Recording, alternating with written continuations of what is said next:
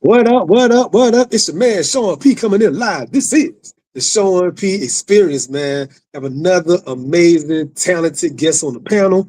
For those that's new to the platform, man, I'm your host, Sean Polador, 15 times self-published author, poet, a host of 3 different podcasts, amongst many other things. But I got a very, very incredible guest today. How you doing, my friend? Hello, thank you for having me, Sean. Man, the pleasure is all mine. I'm always thankful to get a yes. Because even all my years doing this, I never assume they're gonna say it's always a blessing every yes I get. I take it to heart, and I thank you very much for coming.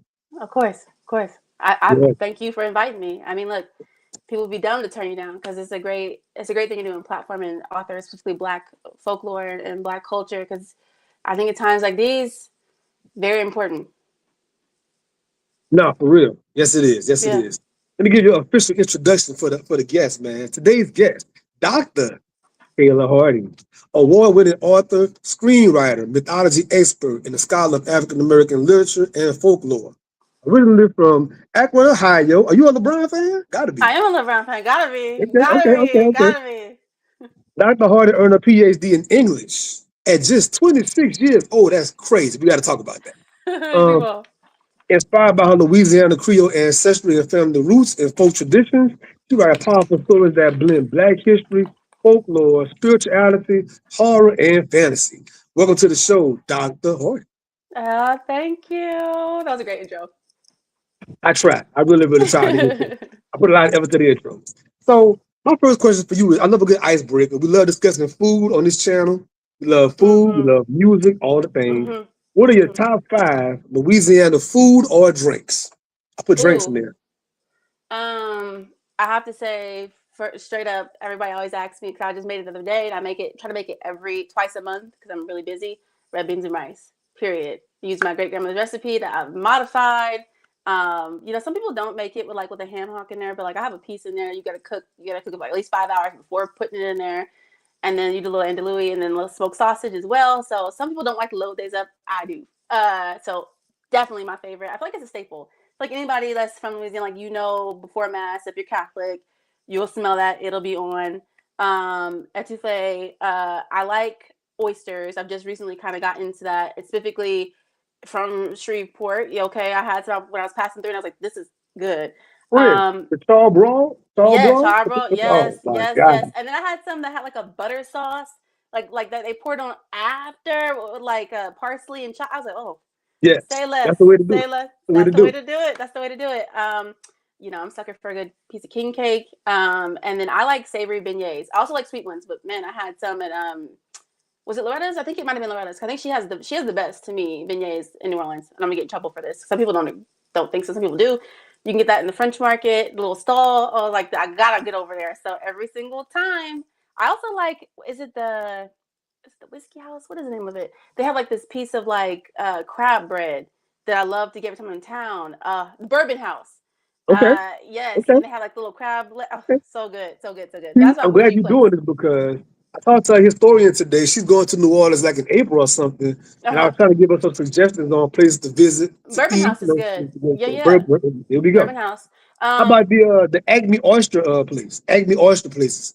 Nice. yes, yes. And then is it Shirley's that has the breakfast? I feel like Hmm. I think I've gone there several times. So good, but anywhere in the quarter is gonna be kind of expensive. But like the real invite is to your friend's house. We get Oh down. yeah, Yes, yeah. that's the real invite. So I That's love that's that's what it is.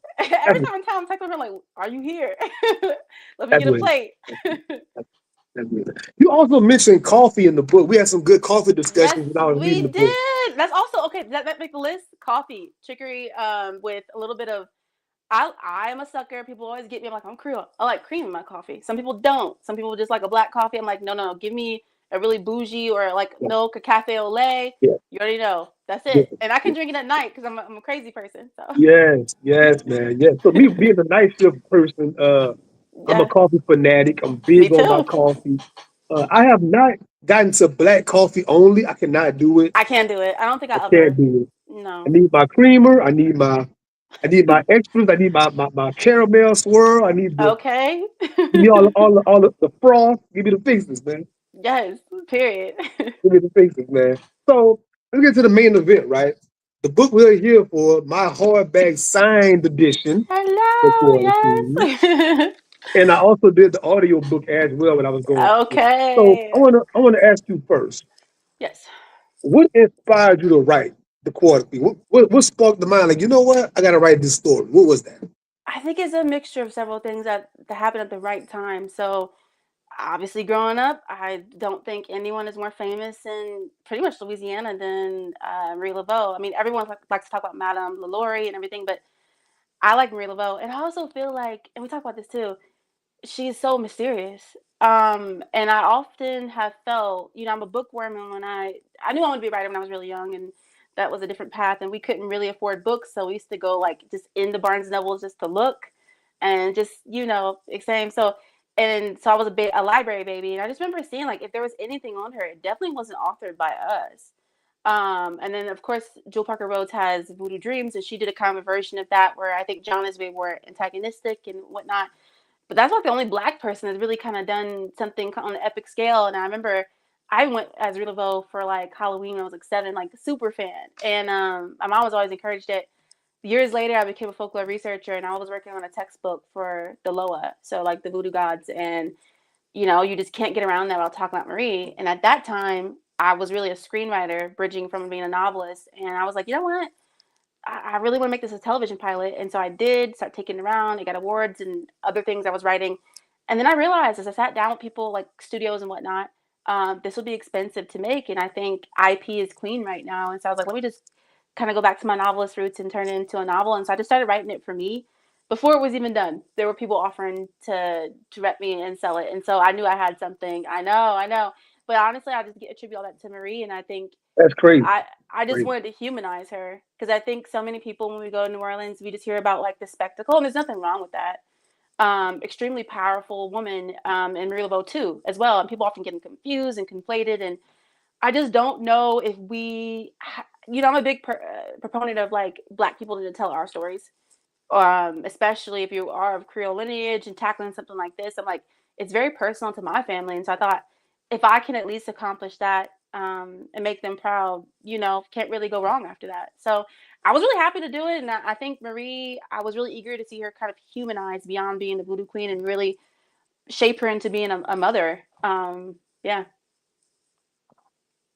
So you mentioned being an early avid reader, being Yeah. in the bookstore, reading everything. I love to ask the question to my writers, like, who really inspired you to want to write? What was the person or book that made you say, man, I wonder if I can do that? Who was that for you? You know what? It's a mixture, and this one is kind of a little no-no. But first of all, I was so into like Greek mythology, like devoured it. I remember going to my school library. My mom had to get me like a permission pass because they were like, no one's really using this. I was like in first grade, and they were like, no, I would finish my work early, so they would let me into the library. I devoured that because I think that's why I got into mythology. The idea that these gods are terrible people, and yet we use them to make meaning of life and everything else that seems so nebulous. And so I was really into after that any kind of mythology I could get my hands on. Then when I found out about Black mythology and folklore, I was like, oh, this I'm in my bag because they don't teach that in school. And I thought, wow, this is, and we also don't even teach, let alone about slavery, until you really get to call like the realities of it. And being Black, we're taught that at home, so we don't really need that because we already know what it is by the time we get to school. But that being said, when you learn about Black folklore and how our ancestors use that to almost the same way people use Greek mythology to make meaning and resistance, like talking about Anansi, right? When we're not allowed to read and write. So then we have oral narrative that's still passed down to this day. It's very important. I was like, my mind was blown. So when I started learning about like Zora Neale Hurston and how she went around collecting these stories and she herself studied Marie Laveau, I just was like, tell my horse, I just realized we come from a great, history of storytellers, in many different ways. And so I also was a big Harry Potter fan. And I know it's like controversial now because JK has kind of gone off the rails with her views and whatnot. But yeah, I mean, again, take an epic fantasy. And I was like, this is crazy. 7 books and really make it cohesive. And how it really starts as like a children's story and just becomes this parable about death and these other things. Yes. So I was done after that. And then after that, I just devoured anything I could. Like, I didn't get to P. Jelly Clark until I was in college, but like, my God, Ring Shout. Like, again, someone who is very well worth, and he's a historian and an academic, so he was able to pull from all of that. And like, I remember being in grad school and being so inspired by his work. And then obviously N.K. Jemisin, I always go back to her short story collection. How Long Till Black Future Month has some really great, like Red Dirt Witch, The Affluent Engine. But it feels very Quarter Queen-esque, those stories. And so yeah, I mean, I read everything now. Like right now, I just reread $7 of Dupree. What was it, The Conjuring? Is it The Conjuring of America about by Yeah, I Lindsay? loved it. Yes, So that's people luckily, I interviewed yeah. both of those authors, man. That was fire, Oh, you fire guest, did? fire Okay, guest. Yeah, okay. So you yeah. know, and I feel Thank like God, thank God. yes, yes. And so just feel like nice companion pieces, the Quarter Queen. But yeah, anything, not anything black, give it to me. I'm reading it. So You mentioned the Greek mythology real quick. yeah. You read that book that came out last year? Is I Medusa? Yeah, I read that. Amazing. So again, that's a great way of like remixing history and then mixing it up because again, Medusa was like, you know, terrible things happened to her, and then she was villainized. And I think a lot of Black women can relate to that. Like, we're of no fault of your own, you are now straight up a villain, especially to Greek gods and the people. And I'm like, wait, how did this happen? Because you were sexually assaulted. I mean, so a great, very inventive. I like the remixing of lore. I'm all about that. Yeah, there's I think a Cleopatra book that came out recently I as got that well. too. She's at Valentine as well by Sarah. Yeah, I read that Mhm. one. I don't know, and you can tell me after you read it. I don't know if Cleopatra was coded as black in that, but it was like advertised, written by a black woman. But that was a great spin. Let me know when you finish it. What you think? It was great. Okay, yeah, I'm gonna definitely let you know. So I'm Yeah. glad we came to this part of the conversation because a lot going on in the country right now, a lot going Mhm. on in the world right now. Mhm. Tell us the importance of the black speculative fiction and things like that. People that think like why is that kind of reading or writing important whenever all this stuff going on to focus on? Why spend time, energy, and money over here? What's the importance of Mhm. that? Oh my goodness. Such a great question. For me, several things, right? Afrofuturism springs to mind. We can write, you know, we can't change the past, but we can write futures, rewrite it for ourselves by using all the lore we talked about and imagining a better future for us by taking some of these lessons from the past and the current timeline. I also am a big proponent. I know some black folks don't like, you know, talking about historicals and whatnot because everything, like, black pain. I'm like, for me, it's not about black pain because the ancestors, what they did for us is allow us to live as freely and fully as we are now. And so I'm never going to shirk those kind of narratives. My responsibility, I feel like, is to imagine their lives fully realized. And so they are not just a sum of their pain. We also have joy, and that's the real alchemy, right? It's not anything the Brotherhood does in Quarter Queen. It is the way in which we have spun all these things that they have tried to throw against us for our gain and betterment. And that's why to this day, we're not, this is going to fade away and go out. So I think it's very important to have a mix of both, but you cannot make a better future if you don't know what happened in the past. Because if we don't write it and read it, they will rewrite it for us, which is happening right now. And I'm like, this is crazy. So Yeah, it's very important that yeah, you not just read yeah. Quarter Queen or whatever, read about your history, read the nonfiction. I'm a big fan of like reading the nonfiction and then the fiction companion piece because you can see how fiction like P. Jelly Clark and Ring Shout plays with those timelines, and we can imagine fantasy has always been like a lens by which we can engage with these things and imagine more resistance, more love, more joy, which I absolutely believe existed. Like you can read with the Conjuring of America to see like black women have been like using roots and stuff to you know get back or whatever. That's just a part of our lineage. Yeah, yeah. And like you're saying, it's true. It's more together, not really an either or. Mhm. Like Mhm. I have a heavy nonfiction background for many years, but like Yeah. when I read fiction, Mhm. because of my historical understanding, I get Yep. something more from the book than the average person might because they're only seeing it from like I'm seeing like, oh, I know where that come from.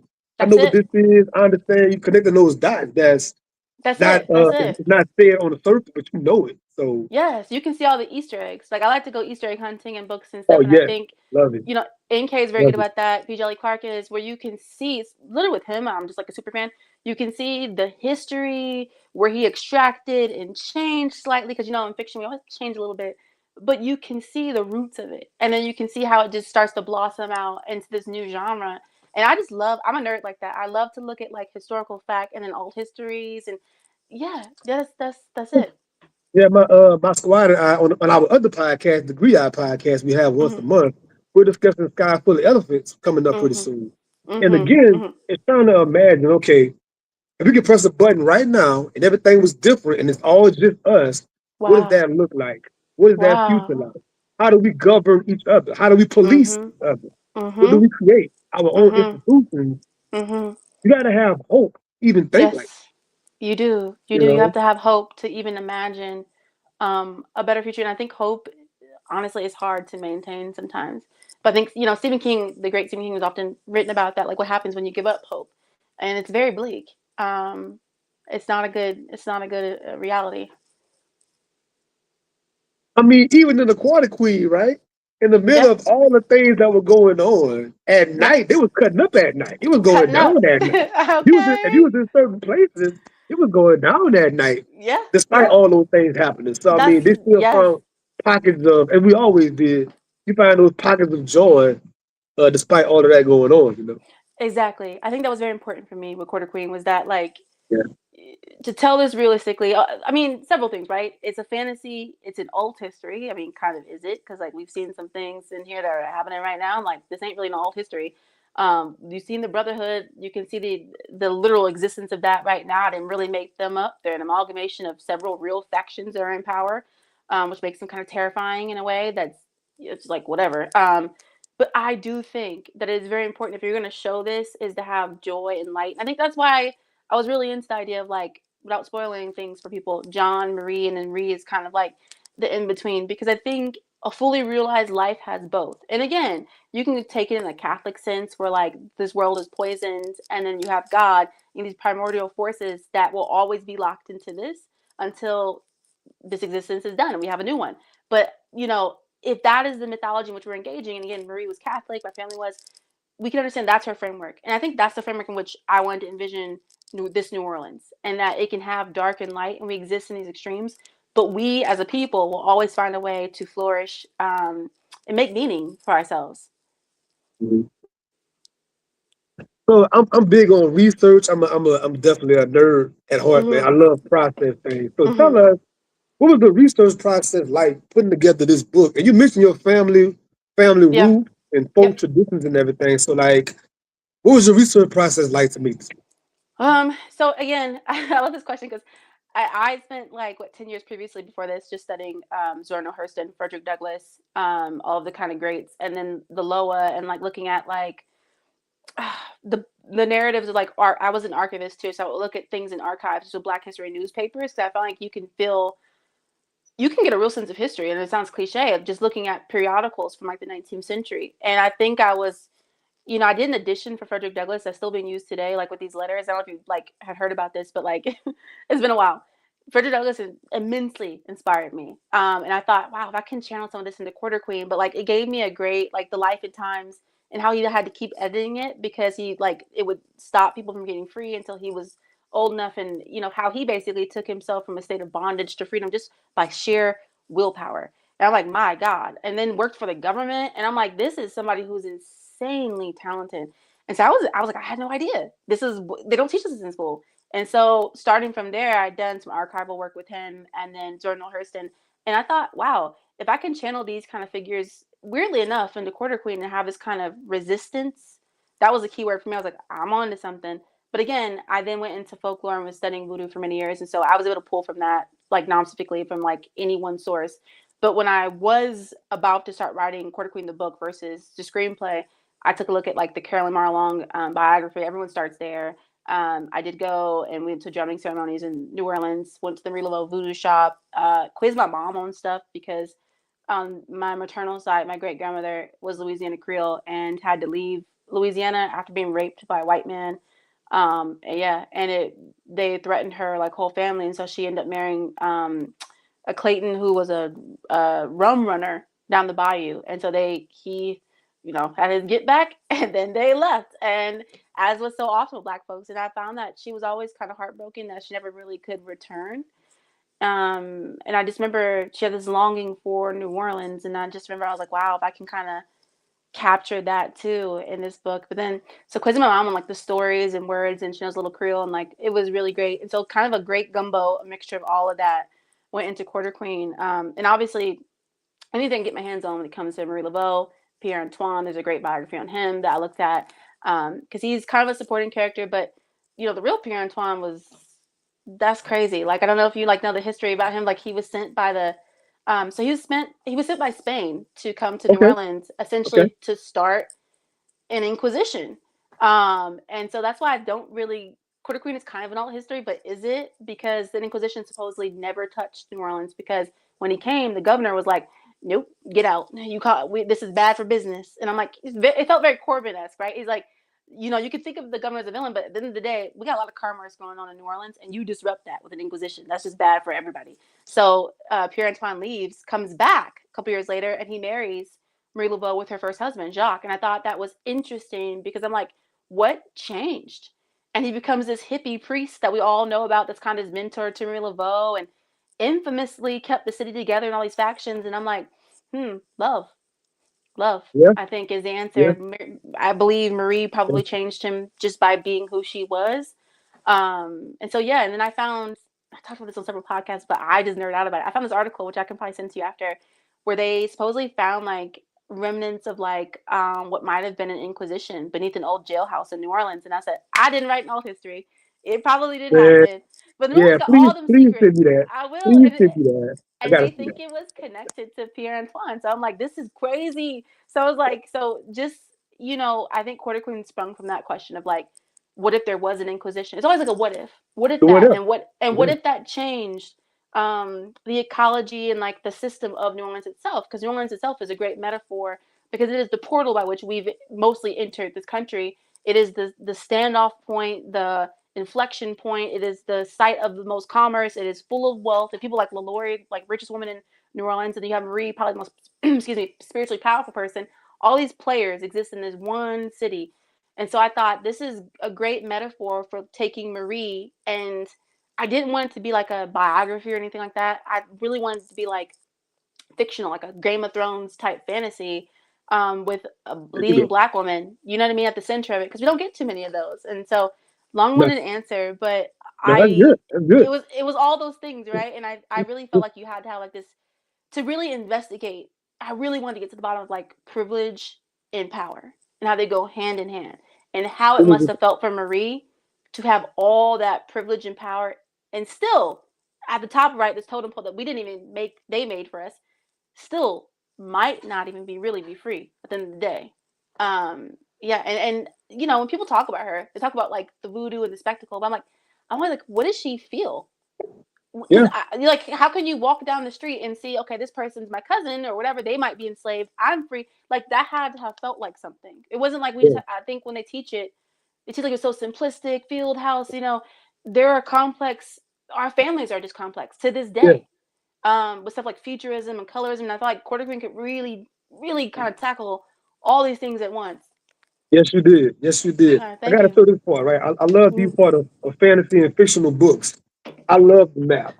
The map, let me see. Now, Oh my my goodness. friends and I debate maps and books all the time, but Hmm. this book in particular, being in New Orleans, right? Yes.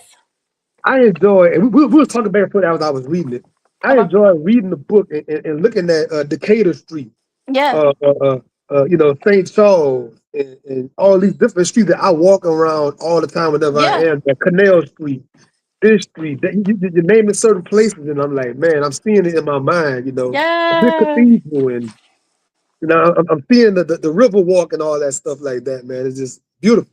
Thank you for I, highlighting I that. was just so proud of the Louisiana person. Yes, you know what? I think I struggled. I think I did it right because I had several people just message me about the map, and you know what it is, Sean? I think it's because in any kind of fantasy, the convention is to have the map at the front, and that's how you know you're opening a proper fantasy book. But I don't know if we've seen, and maybe I'm wrong. Somebody can quote me on this. If we've seen that with New Orleans specifically, and so Black people, I think, feel reflected in this because we're not seeing like some kind of alternate fantasy world. This is our culture, our world, slightly altered, but we're seeing it in a big hardcover fantasy. And I think a lot of people, especially in New Orleans, apparently there's a wait list to get this in New Orleans. I'm like, because people keep messaging me. I'm like, I'm sorry, I don't know at the libraries, but it was something I was proud of. It took a lot of work to do. I think also like this book is like what 1843 at one timeline. The maps. So I'm a nerd. I went to the archives. They slightly change from year to year. And so that's why, again, let me see. Even with, so I wanted to do it justice. so we had, what it was very complicated. I went in and they were like, okay, so can you hand us like a mock-up of the map? And I was like, how does one make a mock-up of a map without me? I'm not an artist. So like I used Canva to design, and I looked at like several different, and I labeled the years in which they changed. I think in 1843, Burgundy, um, that would have been Crap Street. And so that would have been Rue de Crap. And I thought that it's interesting because a lot of people know that it's Burgundy. So I was like, what if we just put the streets as we know them right now? Because they slightly change. Because again, if you get them, they're in French and some are in Spanish. And when I compared, I think one from like 18, because I don't think there is one in 1843. I think it's 1846. And there's one slightly before that. And I was like, it's mentioned as Burgundy in one and then Craps. And I was like, okay, so we got to just put them together. So I just nerded out about stuff like that. And then I flew to New Yeah, Orleans and did a yeah, walkthrough and just started like to right. picture Yeah, how this might be. I was sweating and I was tired, yeah, but we did a walkthrough and like it's nice because St. Louis is really the heart of New Orleans, and from there everything kind of blossoms out. But like Canal Street, is that it yep, bookends the quarter, and like so just having to get details like that, I think correct. yeah. It was a I great mean, joy. I'm gonna give you one other book, right? So my Hmm. good friend, very, very award-winning writer, Maurice Carlos Ruffin, had him on the show twice. Okay. And his last book, The American Daughters, is around this Mm. time period in Uh-huh. Louisiana.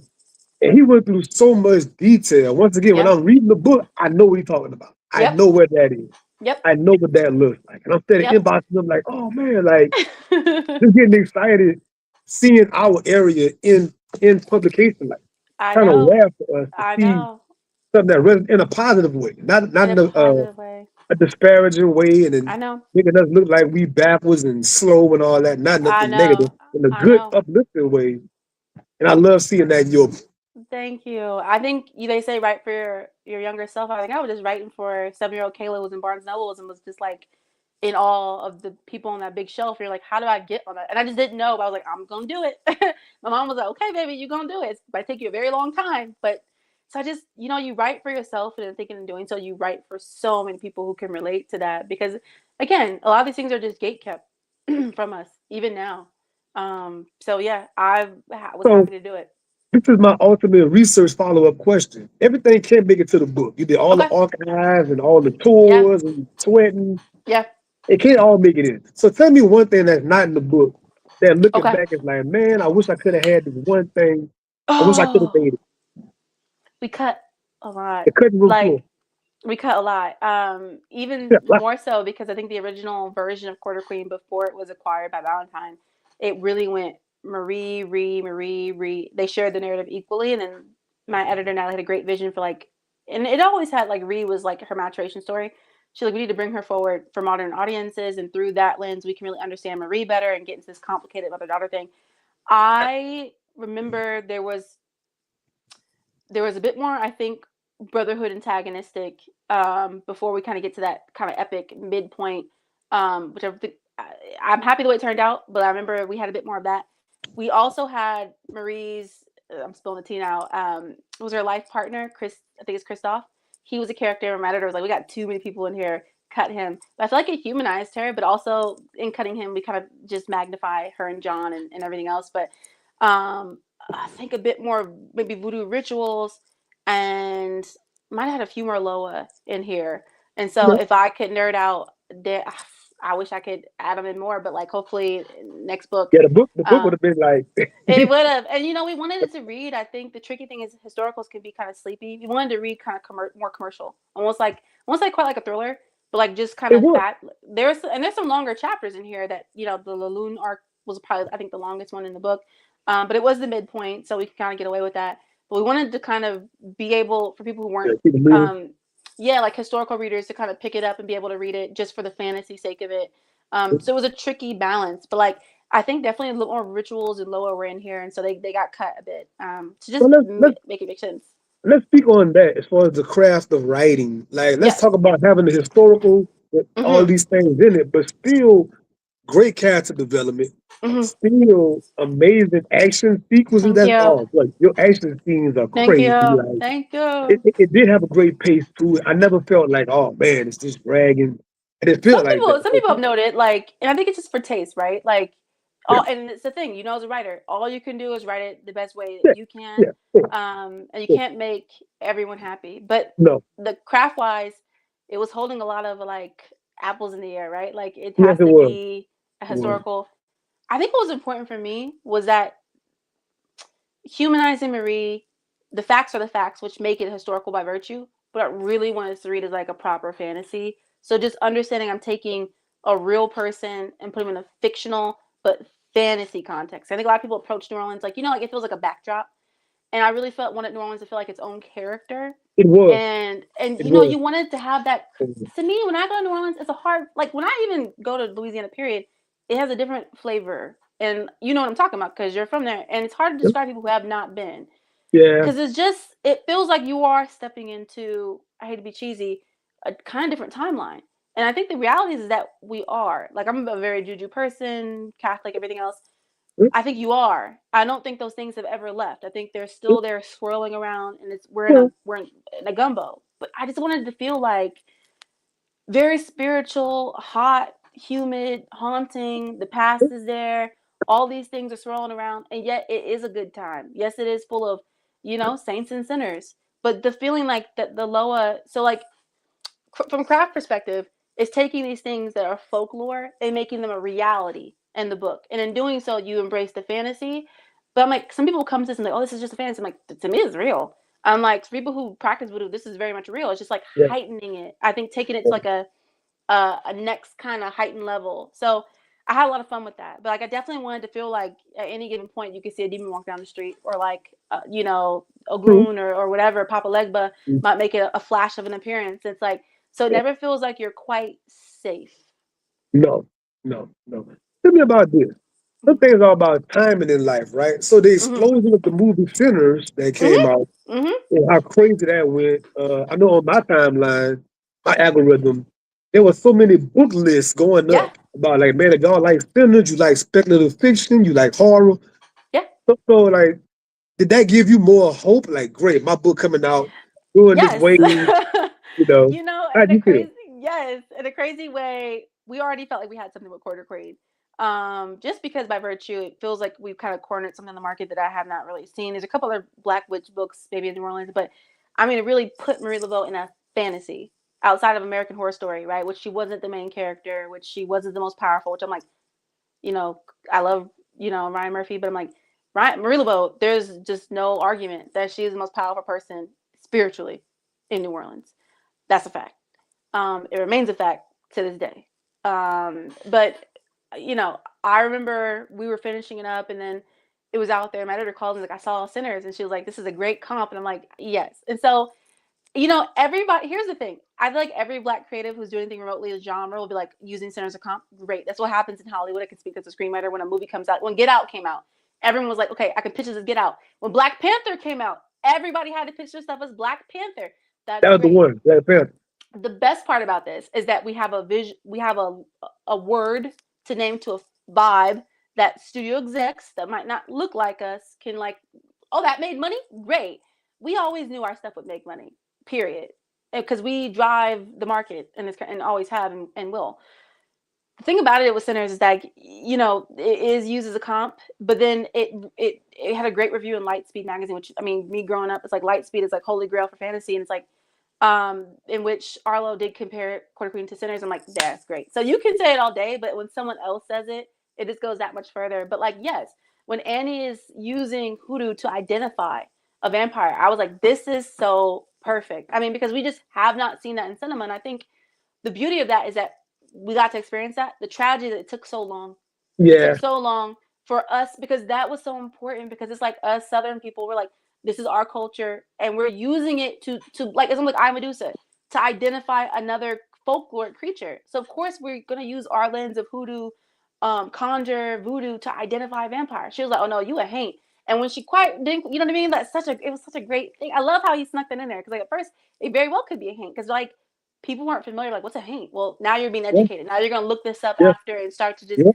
get a visual language for what she's talking about, and a little bit of Louisiana Creole Man, that she spoke in the movie. Amazing, flawless. So when I loved tell it. you, most times in the movies, I'm a very civil person. I'm just sitting there enjoying the movie. In Yeah, Sinners, I was inboxing so many of my author friends, like, yeah, bro, this is yeah, like your book. yep, I've yep, covered so many books like that yeah, prior to. So like, man, This is like yo, Dr. Imani Perry and this person and that Yep. person. I'm like, man, they're talking about the blues and hoodoo, and Yep. I was just It was so beautiful. excited. The movie theater just going off, man. Like, So, man, it's and crazy. what a great visual language to give us to talk about books. You know, it's a feedback loop, right? Movie comes out, drives up book sales. We saw that with Ring Shout. You know, I went to B. Jelly Clark's author talk, which is how I got him to blurb Quarter Queen. My friend Scott Woods slipped him an arc, but like I remember we were talking about it, and he was like, "Yeah, when Sinners came out, Ring Shot was already popular. It kind of exploded again. So then he got a paperback release, or I think after, and so that's why he was even on tour the second time. And I think the beauty of that is that it will help other Black art get seen, get recognized, get made, and understand that we need to make a tapestry of these kinds of stories. It can't just be Sinners, right? Sinners is great, but we need to have all these things seen as told by us. Agreed, agreed. Now, Mm-hmm. this is not a spoiler, so we're not gonna spoil anything. It's Okay. not my intent ever. But some of the themes in the book, I want to talk about like legacy versus individuality, right? It's another Mm-hmm. good cultural topic because we live in a time right now where there's talk about nepotism and nepo Yes. babies and all this kind of talk. But it's like the main character Reed, Mary being her mother, and she can rightfully step into that role and be just fine, but she wants to have Mm-hmm. her own identity. What's it like whenever you're trying to go against the wave? Speak on some of that parts of the character. So for Ree, there's several things, right? So real history tells us that Marie Laveau the second may have even been more powerful than her mother, and that according to a lot of folklorists and historians just in the local area, might have been a bit darker in the magic she practiced, maybe a bit wider in scope and practice root work and everything else and conjure. I was like, okay, we can use this as a springboard, but this is still a mother-daughter story. And I think if anybody is the child of the great Marie Laveau, that's a complicated legacy to inherit. And I also think, fictionally, it's a great way to hold up a mirror. Because again, you want to humanize Marie, but you want to unpack the complication there with all the privilege packed into her figure. And I thought this is something, I really want to explore Marie Laveau, period, like the archetype, as in you are the chosen one, but you did not ask for it. And what would it be like? So everyone thinks Marie is so privileged. I'm like, I actually think if she could have, you know, to have that much power, I mean, like everybody's coming after you. That can't be an easy thing. And then to really get into like the real Marie Laveau, who was born first one in her family free, I'm like, that had to have done something psychologically to her. And so with Ree, Marie inherited all that trauma firsthand.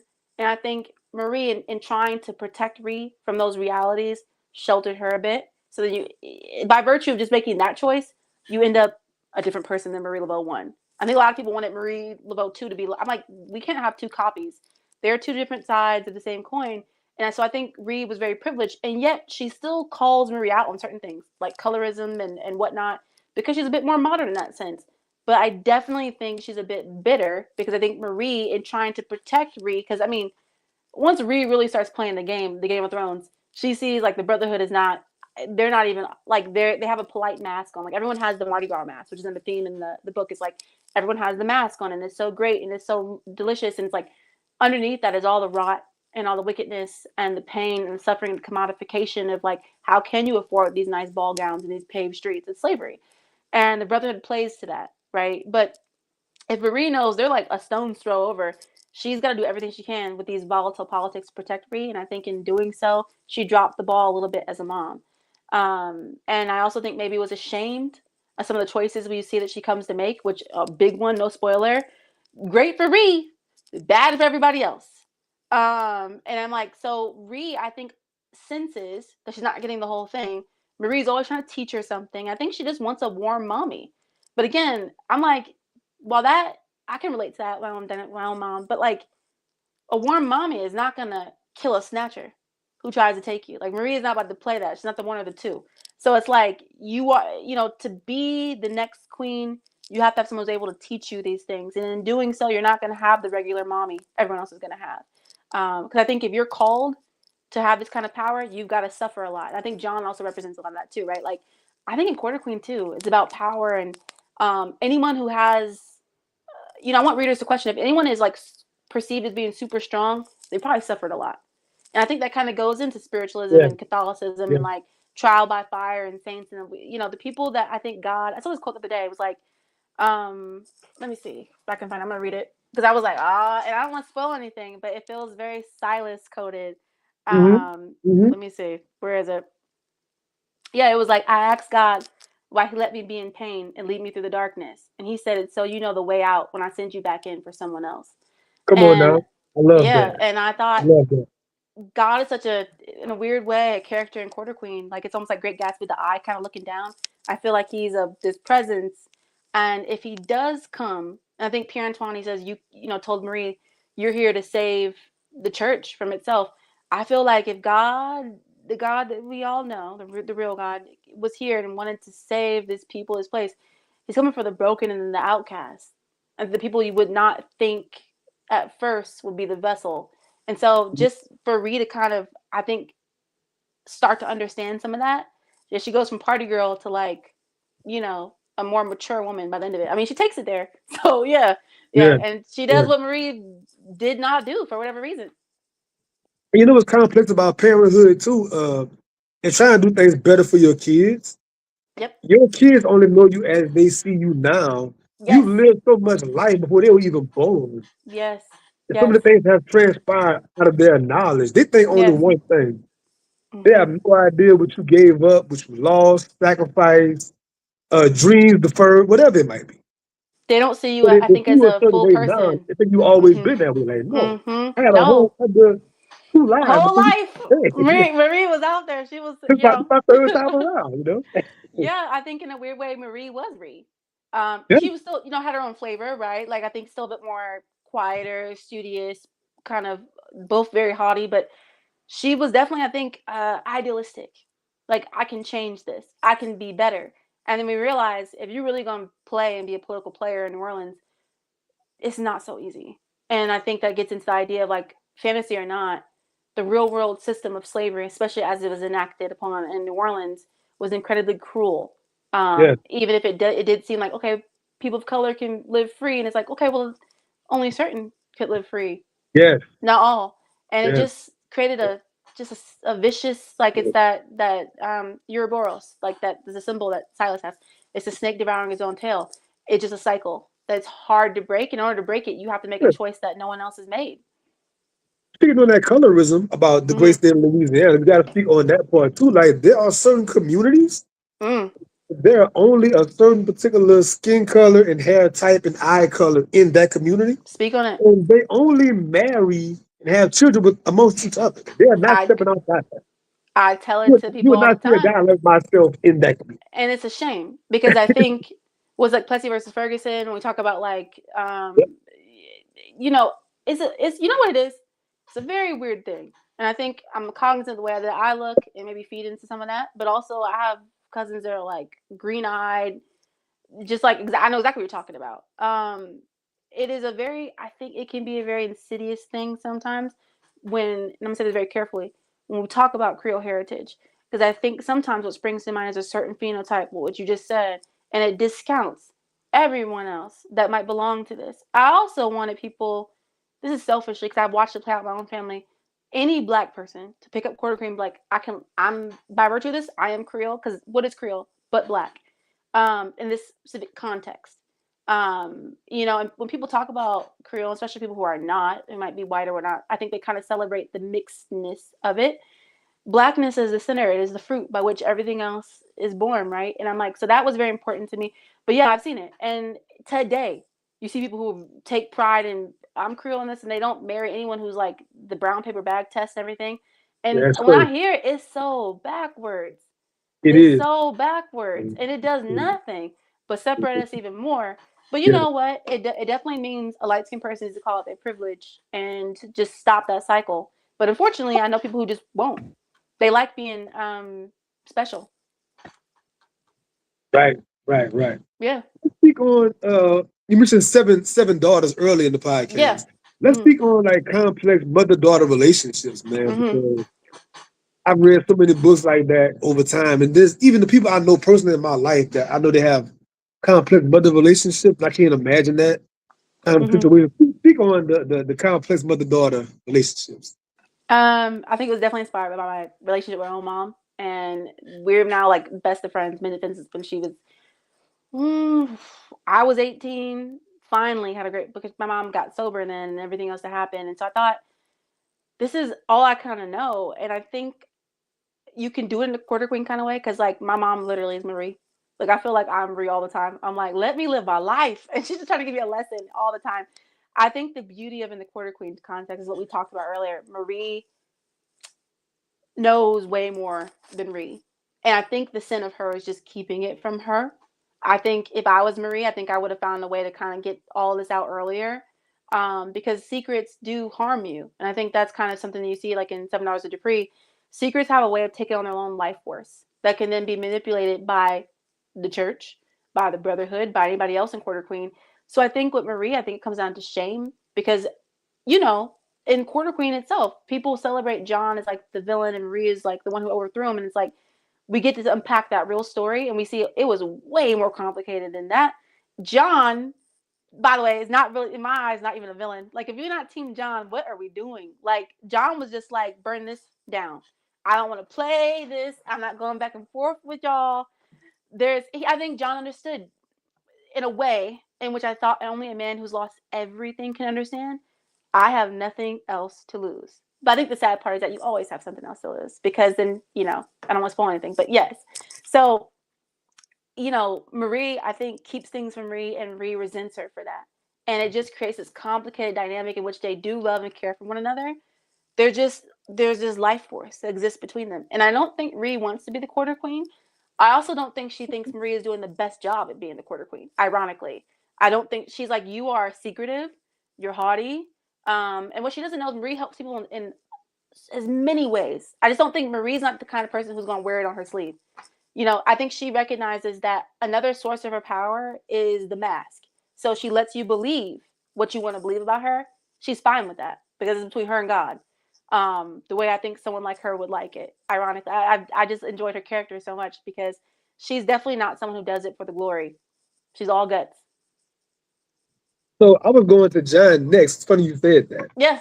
So I would ask you, give us a little bit more about the character, the creation of the character of High John. Is he an anti-hero? Is he Yes. how would you characterize? It's funny. I would say, I feel like everyone in Quarter Queen is an anti-hero. And that's something my editor and I talked about from the beginning. I was like, this definitely felt like I wanted it to be, just by virtue of like this being during the 19th century and us not shying away from slavery and the system it creates and the feedback loop of like a cycle. I knew that at the end of the day, they're beholden to the system. And if you live within a system, and I think Pierre Antoine even says that there are no good men in New Orleans. How do you be a good person when we live within this system? And I think the real villain of Quarter Queen is perhaps the system, that creates these different kinds of monsters. And John, I think, really represents the plight of the black person that might have been enslaved and then free, or any complication therein. He really was like, yeah, I've been high, I've been low. I think it's kind of like an irony, he's high John, but John himself is an amalgamation of the real Dr. John, who was a voodoo king, as you know, in New Orleans, and was a contemporary of Marie Laveau and might have been one of her teachers, as well as like Sanité and the other one, Mary Saliot. But John the Conqueror, right, is a character in folklore and an ancestor like in voodoo and other African American, Caribbean spiritualities. And he practices in many ways. People who practice hoodoo honor him, and even in voodoo. So I thought it was interesting if we could take these several versions of John and amalgamate them into one man. Because I also think even my grandmother was Catholic and practiced root work. A lot of people who practice voodoo practice conjure as well. And I thought we can really do two things at once. We can get into how people practice conjure and voodoo together, but we can also talk about, again, like Anansi, or like we talked about like oral history, how we can take someone like John the Conqueror and High John, both folklore figures, with the real John, and make them one character.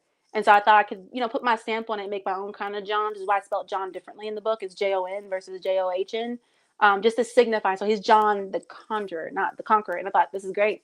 And he becomes this kind of Killmonger type character who's like, he represents, we've talked about God and like the devil and all these things. There's Marie over here and there's John here, and they're opposing ideologies that might be on the same side, but they will conflict at a certain point. So I think they both want the same thing. They both want emancipation and freedom for Black people. The problem is, how do you go about that? John right? No spoiler, lost everything. He's like, okay, there's nothing else I can lose, so you can't hurt me anymore, and I'm going to win this war at all costs. I don't think John's particularly wrong. I just think his way of going about it could be corrected a little bit. Marie probably right. I think is more in the wrong.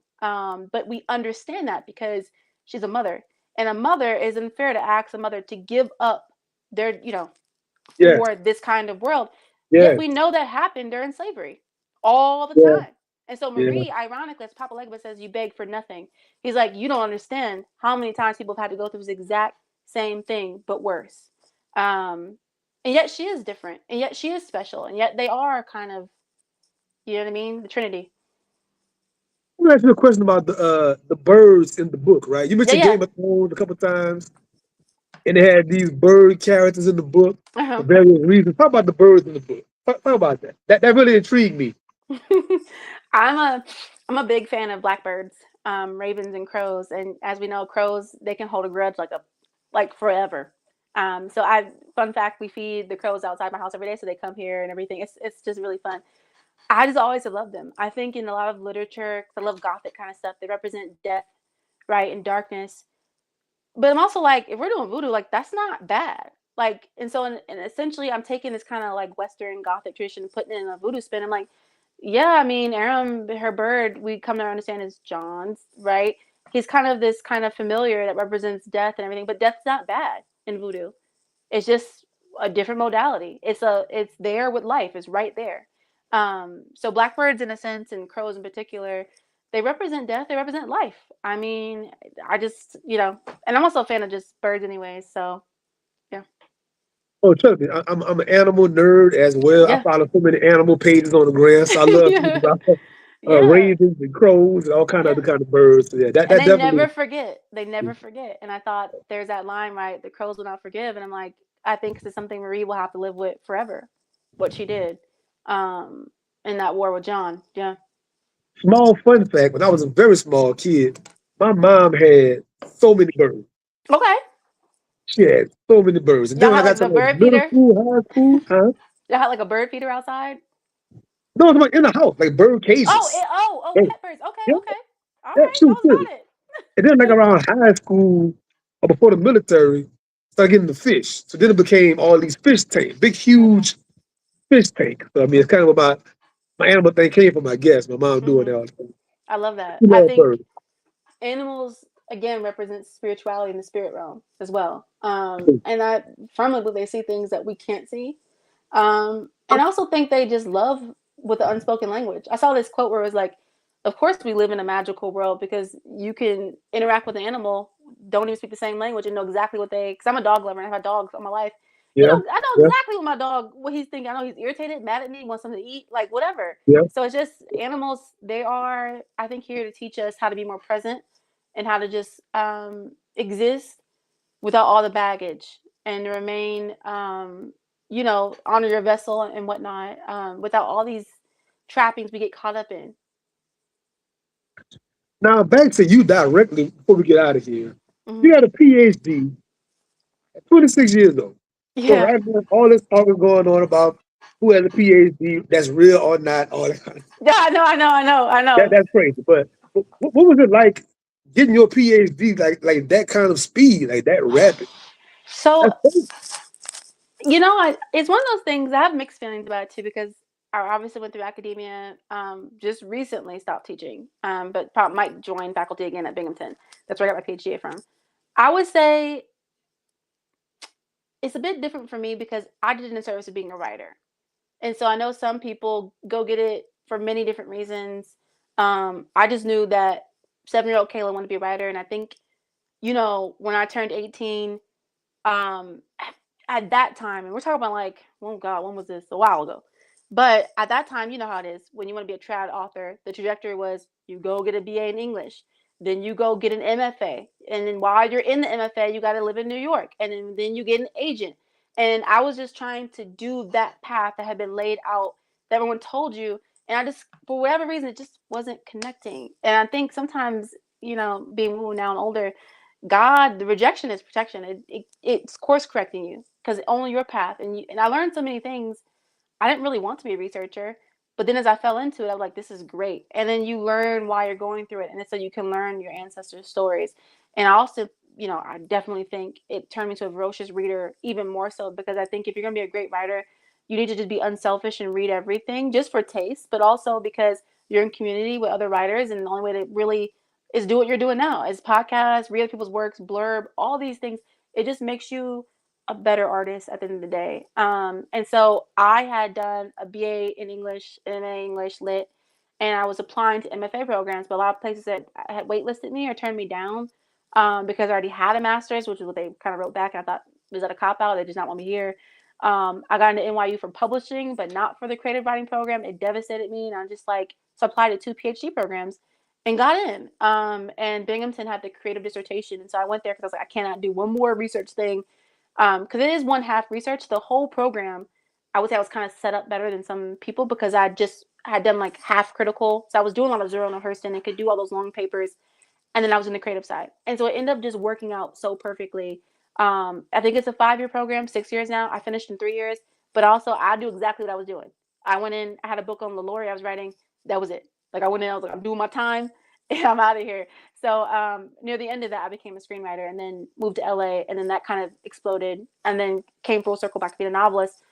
I'm very proud of it, but I don't know if I use it in my everyday life beyond the research that I do and the archive stuff. But I would say if you feel it's important to you, go pursue one. You don't need it to be a writer. So I say all that to say you don't need that anymore.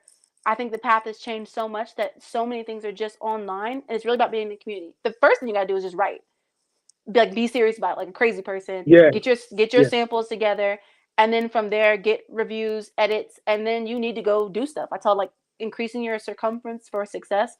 You have once you have all the writing done, you need to start going meeting people and being at conferences, meeting agents, meeting other writers, just talking to them, being a human. I promise you, if you're the right fit for something, they will recommend you for something.